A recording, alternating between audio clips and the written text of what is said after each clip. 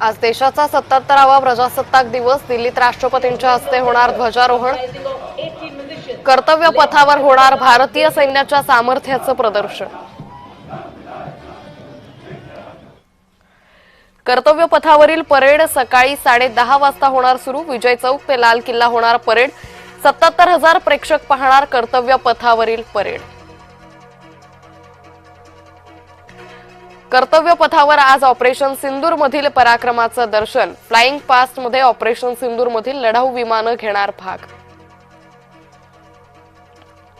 वंदे मातरमचा शतकोत्तर सुवर्ण महोत्सव यंदाच्या परेडची थीम। वंदे मातरमची 150 वर्ष पूर्ती कर्तव्य पथावर साजरी होणार। वंदे मातरमची सर्व 6 पदं चित्ररथात दिसणार। यंदा इंडिया गेटवर गणेशोत्सव आत्मनिर्भरतेचे प्रतीक या संकल्पनेवर आधारित चित्ररथ। महाराष्ट्राच्या चित्ररथाकडे असणार लक्ष। संघ मुख्यालयात प्रजासत्ताक दिनानिमित्त ध्वजारोहण। नागपूर महानगर संघचालक राजेश लोहिया यांच्या हस्ते ध्वजवंदन सोहळा।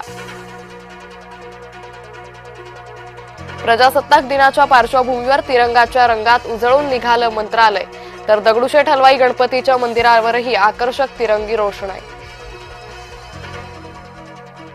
अभिनेते धर्मेंद्र यांना मरणोत्तर पद्मविभूषण पुरस्कार जाहीर, तर क्रिकेटपटू रोहित शर्मा आणि हरमनप्रीत कौरचाही पद्मश्रीनं गौरव।